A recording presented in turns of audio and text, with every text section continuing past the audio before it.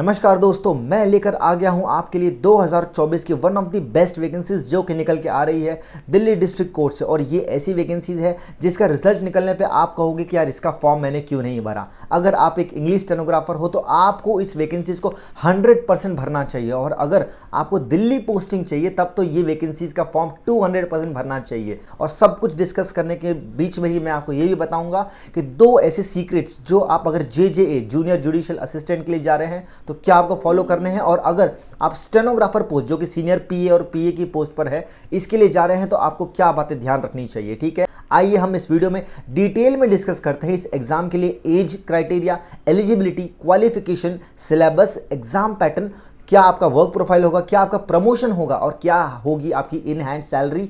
चलिए शुरू करते हैं हम अपनी इस वीडियो को जरूर लाइक कर दीजिए, चैनल को सब्सक्राइब कर लीजिए। बात करते हैं एज लिमिट की, तो 18 से लेकर 27 ये है एज लिमिट सभी पोस्ट के लिए, और आपको ग्रेजुएशन होना अनिवार्य है। ठीक है, आगे हम बात करें इसमें आपको एज रिलैक्सेशन देखने मिल जाएगा जो भी आपके क्राइटेरिया है उसके हिसाब से। ओके, अब हम बात करते हैं इसके एग्ज़ाम पैटर्न की, क्योंकि ये थोड़ा सा अलग है। इसके पहले जो पिछले साल वैकेंसी हुई थी उसमें DDA ने खुद एग्ज़ाम करवाया था, लेकिन इस बार ये जिम्मा दे दिया है DSSB को। और आप जानते हैं DSSB का एग्ज़ाम पैटर्न कैसे रहता है। उसी तरह से आपका टोटल एग्ज़ाम 4 स्टेजेस पर टिका हुआ है। सबसे पहले होगा Tier 1 जिसमें आपको MCQ पूछे जाएंगे।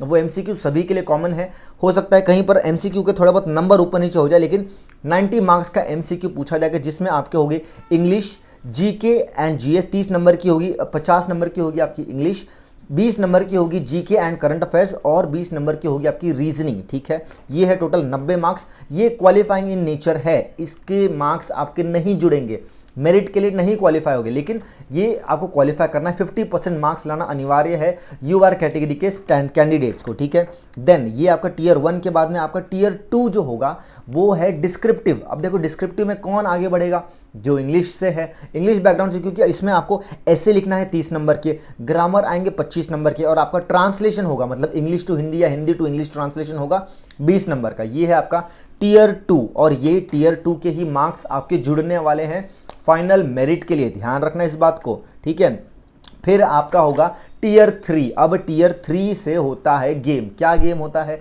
जो सीनियर PA और PA हैं इनके लिए होगा स्किल टेस्ट, शॉर्ट हैंड का स्किल टेस्ट आपको देना है। मैं आपको बता दूं कि जैसे अगर आप सीनियर PA के लिए जा रहे हैं तो आपको 110 वर्ड पर मिनट से अधिक की ही स्पीड होनी चाहिए। वैकेंसी में लिखा क्या है, आप ध्यान से पढ़िए, यहाँ पे क्या लिखा है, नॉट लेस देन 110 वर्ड्स पर मिनट, मतलब इससे ज़्यादा ही आपकी शॉर्ट हैंड की स्पीड होनी चाहिए। और लीगल डिक्टेशन आपको पता है इंग्लिश में ही होता है, हिंदी में लीगल डिक्टेशन नहीं होता है। ठीक है, तो वो इंग्लिश में जो आपका होगा उसमें आपको 110 शब्द प्रति मिनट सीनियर PA के लिए चाहिए, और साथ में 40 वर्ड्स पर मिनट टाइपिंग की स्पीड चाहिए। उसी तरह से जो PA है, पर्सनल असिस्टेंट की पोस्ट है, इसमें आपको 100 शब्द प्रति मिनट 100 वर्ड्स पर मिनट की आपकी शॉर्ट हैंड की स्पीड होनी चाहिए, और सेम 40 वर्ड पर मिनट का आपका यहाँ पर है टाइपिंग स्पीड भी आपका होना चाहिए। ठीक है, और इसमें एरर्स कितने अलाउड है, सिर्फ और सिर्फ 4% अलाउड।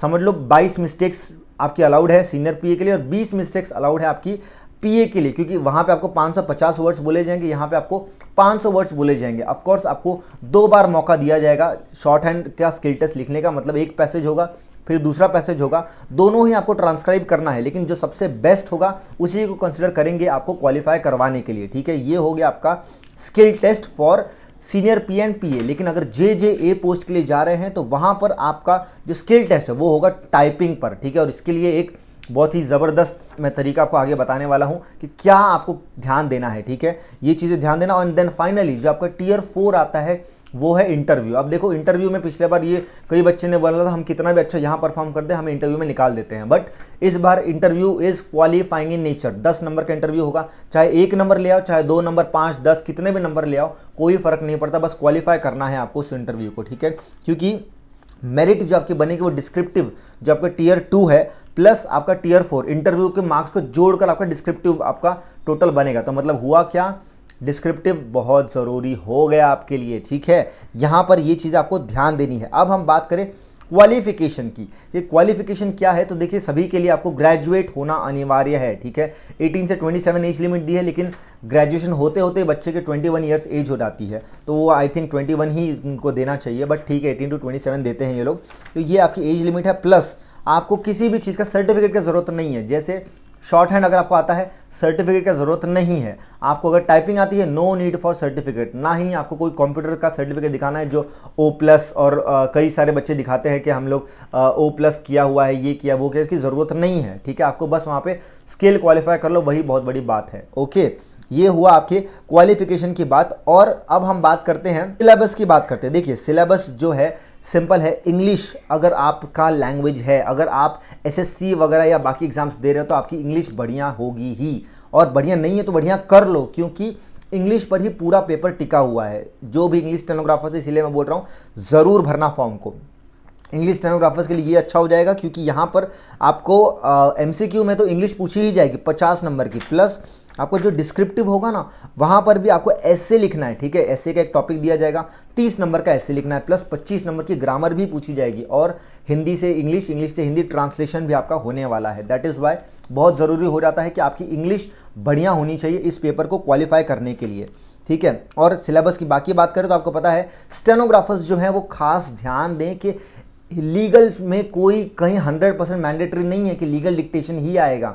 आपको जनरल मैटर भी आ सकता है। पिछले कुछ एग्जाम्स उठा के देख लो, या फिर अगर आप झारखंड हाईकोर्ट देख लो, बिहार हाईकोर्ट देख लो, सिविल कोर्ट देख लो, कई जगह पर जनरल मैटर्स भी बोले जाते हैं। तो आपको करना ये है कि आपको वेट नहीं करना है कि हाँ कोई कंफर्मेशन देगा, आपको प्रैक्टिस शुरू करनी है। और आपके प्रैक्टिस के लिए हमारे पास में एक स्पीड बैच अवेलेबल है। व्हाट्सएप पर आप DDC लिखिए, DDC, इस नंबर पे आप व्हाट्सएप कर दीजिए, ताकि मुझे ये पता चल जाए कि आपको दिल्ली डिस्ट्रिक्ट कोर्ट के एग्जाम्स के लिए एडमिशन लेना है। डेली शाम को हमारी लाइव क्लास चलती है 8 बजे से लेकर 9 बजे तक। सारा का सारा ट्रांसक्रिप्शन होता है एग्जाम बेस्ड सॉफ्टवेयर पे, जो कि बहुत ज़्यादा टफ होता है। हमारे यहाँ सब कुछ फुल मिस्टेक है, कुछ भी हाफ मिस्टेक नहीं है। और जब आप इस सॉफ्टवेयर पे 95%, 96%, 97% एक्यूरेसी लेकर आओगे तो एग्जाम का क्या 4%, आप तो आराम से एग्जाम क्वालिफाई करने ही वाले हो। जैसे अभी पिछले CRPF का एग्जाम हुआ था, हमारे कई सारे बच्चे हमारे एग्जाम से हमारा सॉफ्टवेयर यूज़ करके निकले हैं। तो अगर आप भी DDC में एक सीट कंफर्म करना चाहते हो एज अ स्टेनोग्राफर, तो आप लोग डेफिनेटली, और आपकी स्पीड ऑलरेडी होनी चाहिए। ऐसा नहीं है कि अब सोचोगे 2-4 महीने में शॉर्ट हैंड सीख लूँ, तो नहीं होने वाला। शॉर्ट हैंड सीखने को कम से कम 6-7 महीने आपको देने ही पड़ते हैं। तो इतने टाइम में तो आपका यहाँ पर लोगों की ज्वाइनिंग भी हो जाएगी। तो आपको अभी शॉर्ट हैंड नहीं सीखना है, बट अगर स्पीड इंक्रीज करनी है तो definitely you can join our speed batch. Details आपको डिस्क्रिप्शन बॉक्स में मिल जाएंगे। ठीक है, अब बात करते हैं JJA के स्किल टेस्ट की। तो वहाँ पर आपको टाइपिंग बहुत ज़्यादा ज़रूरी है। ठीक है, not just for JJA, even senior PA and PA को भी टाइपिंग की स्पीड कितनी बोली है, 40 वर्ड पर मिनट। अब ध्यान देना, ये 40 शब्द प्रति मिनट आपका नेट स्पीड है। नेट स्पीड क्या होता है, मतलब जब से आप बैक स्पेस दबाते हो, आप स्पेस बार दबाते हो, तो वो सब निकाल दिया जाता है, तब आपकी नेट स्पीड आती है। मतलब आपकी ग्रॉस स्पीड 50 वर्ड पर मिनट से ऊपर ही होनी चाहिए। ध्यान रखना, पिछले बार जब एग्जाम हुआ था मैक्सिमम बच्चे टाइपिंग में ही बाहर हुए थे। Not just for JJA, even stenographers भी बहुत सारे टाइपिंग में बाहर हो गए थे। कीबोर्ड की इशू, कहीं कुछ टाइपिंग का इशू, कहीं ये वो। और वहाँ पर आपको टाइपिंग अगर नॉर्मल पैसेज है तब तो ठीक है, अगर आपको उन्होंने लीगल पैसेज दे दिया तो इसमें आपको बहुत सारी एडिटिंग करनी पड़ती है। यहाँ वहाँ पे फॉन्ट एडिट करना पड़ता है, तो उसमें गड़बड़ हो जाती है। तो इसीलिए आपकी स्पीड 50 शब्द प्रति मिनट से ऊपर होनी चाहिए। अगर आप की स्पीड नहीं है तो अभी से ही स्पीड बढ़ाना स्टार्ट कर दो। ठीक है, डेली 2-4-5 पैसेजेस किया करो, टाइपिंग स्पीड बढ़ा लो। ओके, और स्टेनोग्राफर हो तो अभी के अभी स्पीड बैच ज्वाइन करो, अपनी डिक्टेशन की स्पीड इंक्रीज करो। हमारे यहाँ पे 120 वर्ड पर मिनट तक डिक्टेशन डेली होना स्टार्ट हो चुका है। जनरल और लीगल दोनों ही आपको लिखना है अगर आपको एग्जाम 100% क्वालिफाई करना है। ठीक है, तो ये था आपके लिए जो सीक्रेट मैं बता रहा था कि भाई टाइपिंग बढ़िया होनी चाहिए और इंग्लिश ज़बरदस्त होनी चाहिए, तभी आप ये एग्ज़ाम निकाल पाओगे। क्योंकि आपका इंटरव्यू भी जब होगा तो इंटरव्यू में भी आपको इंग्लिश में ही इंटरव्यू लेंगे। सो अगर आप इंग्लिश बोल रहे हैं, तो इंग्लिश में बात कर रहे हैं, तो वो एक अच्छा इंप्रेशन देता है। अच्छा, वो ये है कि आप क्वालिफाई करने के चांसेस बढ़ जाते हैं। ठीक है, तो ये थे आपके और डिटेल्स। और इसके बाद में मैं बात करूं सैलरी की, जिसके लिए आप लोग जॉब करने वाले हैं। तो सैलरी देखो, जो सीनियर PA 4800 ग्रेड पे जिसका है, तो इन हैंड सैलरी, अगर आपकी ग्रॉस सैलरी की बात करो तो 90,000, 90,000 रुपये एक महीने की सैलरी है। भाई इसी में अगर मैं आपको वर्क प्रोफाइल की बात कर दूं तो बढ़िया लाइफ होती है, इतनी सैलरी मिलती है, बढ़िया रिस्पेक्ट है, पावर है, सब कुछ है। और वो भी बेस्ट चीज़ है कि आप इंडिया के कैपिटल में, जहाँ पे पूरी की पूरी गवर्नमेंट की पावर है, वहाँ पर आपको जॉब करने का मौका मिल रहा है। इससे बढ़िया बात और कुछ भी नहीं हो सकती है। बढ़िया सैलरी है, नॉट जस्ट फॉर सीनियर पीए के लिए भी 4600 ग्रेड पे है, तो वो भी बहुत लाजवाब सैलरी है। एसएससी से लोग पता नहीं कहाँ कहाँ फेंक देते हैं, जैसे मेरा एक फ्रेंड है मिनिस्ट्री ऑफ माइंस में, पता नहीं कहाँ फेंका हुआ है। तो इस तरह से आप सैलरी तो कमा लेते हो बट घर से दूर रहते हो, बट यहाँ पर दोनों में मौका मिल रहा है। तो मेहनत बहुत ज़बरदस्त करनी है। स्पीड बैच में अभी आ जाओ, रोज़ डिक्टेशन लिखना स्टार्ट करो, सुबह शाम को क्लास हो रही है, सुबह डिक्टेशन लिखो, रिपीट करो। सॉफ्टवेयर पे अनलिमिटेड टाइम ट्रांसक्रिप्शन कर सकते हो, ज़बरदस्त ट्रांसक्रिप्शन करना है। तैयारी अपनी बेस्ट करनी है ताकि आपको कोई भी टच ना कर सके, आप एकदम मेरिट में टॉप पर रहें, ये आपको ध्यान देना है। और इसी में अगर JJA पोस्ट की हम सैलरी की बात करें तो इनकी सैलरी 2800 ग्रेड पे है। ऑफकोर्स इसको 4200 ग्रेड पे करने की बात चल रही है और वो हो जाएगा, ठीक है, क्योंकि कोर्ट में भाई सैलरी के लिए कभी भी आपको प्रॉब्लम नहीं होगी। देखो वर्कलोड में डेफिनेटली ऊपर नीचे होता है, नीचे क्या ऊपर ऊपर ही रहता है, बट इतनी सैलरी अगर दे रहे हैं तो यार थोड़ा बहुत काम तो करना ही पड़ेगा ना। और कोर्ट में काम की कोई कमी नहीं होती, हमेशा कोर्ट में काम आता ही रहता है। तो इसीलिए आप देखिए, लेकिन आपको रिस्पेक्ट मिलती है, आप जज के साथ में अटैच रहते हो। अगर आप स्टेनोग्राफर हो तो इतनी ज़्यादा पावरफुल पोस्ट, मज़ा आ जाता है इसमें काम करने का। लाइफस्टाइल बहुत ही शानदार होती है क्योंकि आपको घर से ही आसपास में आपको घर वर मिल जाएगा। और दिल्ली में आपको पता है लिविंग कॉस्ट इतना ज़्यादा नहीं जितना मुंबई में है। मैं मुंबई में रहता तो यहाँ पे बहुत ज़्यादा है। सो वहाँ पर ऐसा कुछ भी नहीं है। तो डेफिनेटली आप इस एग्ज़ाम को टारगेट कर सकते हैं, बढ़िया सैलरी मिलती है। और जो JJA है इनकी भी सैलरी अप्रॉक्सीमेटली 50,000 रुपये के आसपास एक महीने की सैलरी मिलती है इनको, ठीक है। वर्क प्रोफाइल में देखिए अगर बात करें तो आपको डिक्टेशंस लेने होते हैं। जो जज हैं वो एवरीडे किसी दिन 5 मिनट, 10 मिनट, 20 मिनट, 25 मिनट, आधे घंटे के भी डिक्टेशंस कभी कभी आपको लिखनी पड़ती है। डिपेंड करता है कि कितना केसेस उस दिन आए हैं, आपको कितना बुलाया जा रहा है। जिस भी जज के साथ आप अटैच होंगे आपको उनके डिक्टेशंस लिखने हैं और वो डिक्टेशन बड़े आसान होते हैं। एक टाइम के बाद में ना आपको सिर्फ नाम वाम चेंज होता है, थोड़ा सा मैटर चेंज होता है, बाकी ऊपर का नीचे का जो फॉर्मेट है वो सेम रहता है। दैट इज़ वाई मैं अपने क्लास में अक्सर बच्चों को कहता हूँ कि लीगल डिक्टेशन को मास्टर करना is much more easier than general matters, क्योंकि जनरल मैटर में पता नहीं है, एडिटोरियल आ सकता है, PM स्पीच आ सकता है, कुछ भी आ सकता है, बट लीगल का एक फिक्स पैटर्न है, ठीक है। तो ये था स्टेनोग्राफर्स के लिए वर्क प्रोफाइल के बारे में। और आपको कोई भी ट्रांसफ़र नहीं मिलेगा, लाइफ टाइम आप दिल्ली में ही रहने वाले हो। और देखो प्रमोशन की भी अगर मैं यहीं पे बात करूँ तो बात यह है कि हर साल अप्रॉक्सीमेटली DDA की वैकेंसी आती ही आती है। और वैकेंसी क्यों आती है, क्योंकि जो अभी जैसे आप लोग सीनियर PA और PA लगने वाले हो तो आप लोग का प्रमोशन हो जाएगा, आप लोग ऊपर पोस्ट पे चले जाओगे तो नीचे वाली पोस्ट खाली हो जाएगी। तो मतलब यहाँ पे प्रमोशन भी ज़बरदस्त होते हैं, आपको उसकी कोई टेंशन नहीं लेनी है, बस आपको ध्यान देना है अपने स्किल टेस्ट पे, अपने टाइपिंग पे, ठीक है। तो ये था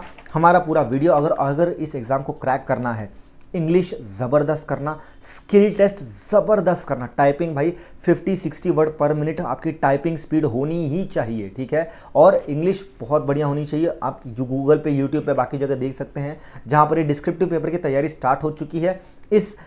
अगर आपको DDA वैकेंसी के बारे में और डिटेल में कुछ जानना है तो नीचे कमेंट बॉक्स में ज़रूर बताइए। और कैसा लगा ये वीडियो ये भी बताइएगा। जॉइन आवर स्पीड बैच, आपको नीचे डिटेल्स मिल जाएंगे डिस्क्रिप्शन बॉक्स में। I will see you guys in my next video. Bye bye, take